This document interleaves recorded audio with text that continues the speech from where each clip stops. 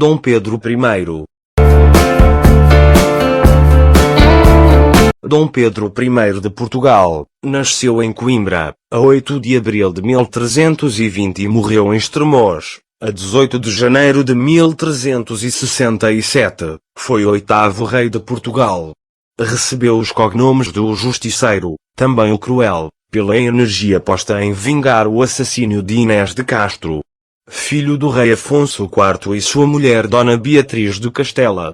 Dom Pedro I sucedeu a seu pai em 1357.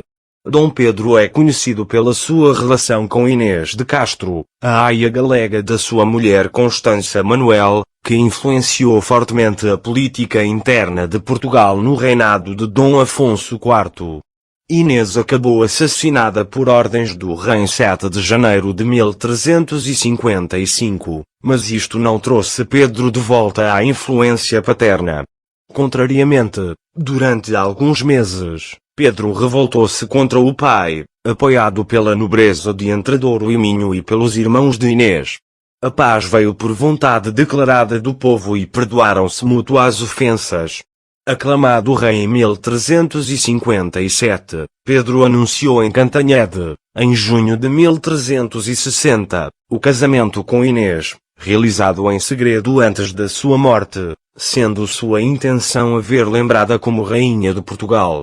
A promessa de perdão aos responsáveis pela morte de Inês foi esquecida.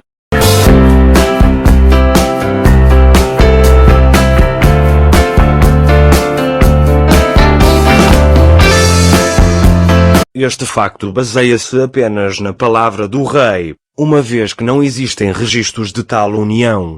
2 assassinos de Inês foram capturados e executados, Pero Coelho e Álvaro Gonçalves, com uma brutalidade tal, a um foi arrancado o coração pelo peito, e a outro pelas costas, que lhe valeram os epítetos de Justiceiro ou Cruel. Conta também a tradição que Pedro teria feito desenterrar o corpo da amada, coroando-o como rainha de Portugal, e obrigando os nobres a procederem à cerimónia do beijamão real ao cadáver, sob pena de morte. Em seguida ordenou a execução de 2 túmulos, verdadeiras obras-primas da escultura gótica em Portugal, os quais foram colocados no transepto da igreja do mosteiro de Alcobaça para que, no dia do juízo final, os eternos amantes, então ressuscitados, de imediato se vejam.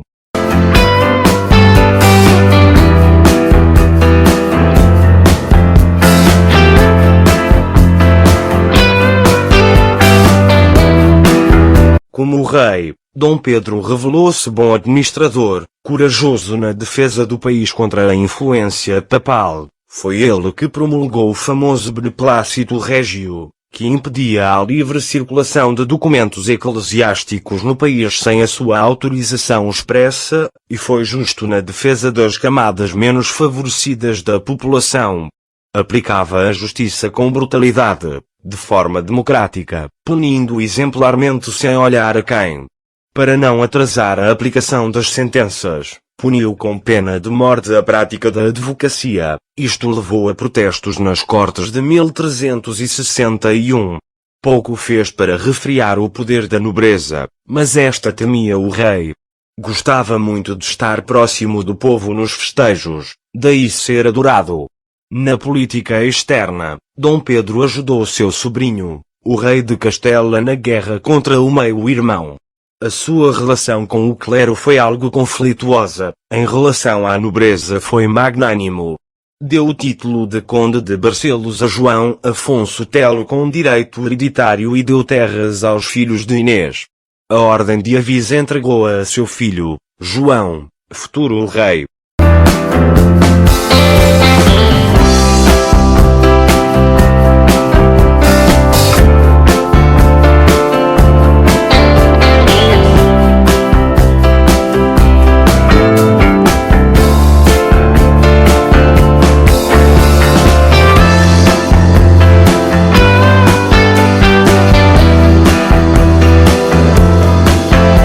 Inês de Castro chega a Portugal integrada na comitiva da princesa Dona Constança em 1340, 4 anos depois do casamento por procuração com o herdeiro do trono português, Dom Pedro.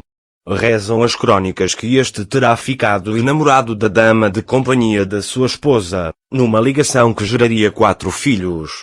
Com a morte de parto de Dona Constança, ao dar à luz o futuro rei Dom Fernando, Dom Pedro passa a viver maritalmente com Dona Inês, gerando uma situação de escândalo público.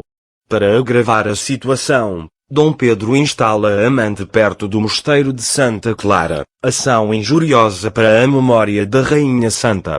Dom Afonso IV terá realizado esforços para conter o escândalo, mas, perante a pressão dos seus conselheiros, armados do argumento da perigosa influência crescente dos irmãos de Dona Inês na política nacional e da existência de bastardos que poderiam fazer perigar a futura ascensão de Dom Fernando ao trono, acaba por lhes permitir decidir sobre o futuro da amante do seu filho. Assim, a 7 de janeiro de 1355, Dona Inês é assassinada, gerando louca fúria em Dom Pedro e conduzindo a uma devastadora guerra civil que duraria até 15 de agosto de 1356, data em que é celebrado o acordo de paz entre pai e filho, em muito resultado da ação conciliadora da rainha Dona Beatriz. 7 meses mais tarde, Dom Afonso IV morre e Dom Pedro ascende ao trono, o que lhe permite vingar a morte de Dona Inês com o brutal assassínio de 2 dos seus executores, contrariando o que prometera no Tratado de 1356 e ainda tentar provar que secretamente casara com Inês. O nome de Dom Pedro ficaria assim associado a esta narrativa de amor e vingança, eventos que obscurecem as suas ações administrativas e diplomáticas e que parecem sustentar as interpretações sobre a instabilidade das suas emoções e a complexidade do seu temperamento. Por força da sua ligação à região centro do país e pelo facto de o mosteiro de Alcobaça ser o mais nobre panteão do reino, o monarca decide, após a morte trágica da sua amada em 1355, mandar construir 2 monumentais arcas tumulares para deposição dos respectivos restos mortais. O corpo de Inês de Castro foi trasladado para o mosteiro de Alcobaça em 1361, ocupando uma magnífica arca tumular. Por ordenação testamentária, Dom Pedro I é também sepultado neste mosteiro à data da sua morte, 1367, ocupando outra magnífica arca tumular, cuja iconografia se entrecruza com a de Inês de Castro, constituindo em conjunto reconhecidas obras-primas da escultura tumular gótica europeia. Inicialmente, os túmulos foram colocados no braço sul do transepto, lado a lado. Após várias mudanças ocorridas ao longo dos séculos, voltaram ao transepto da Abacial de Alcobaça, onde se encontram frente a frente.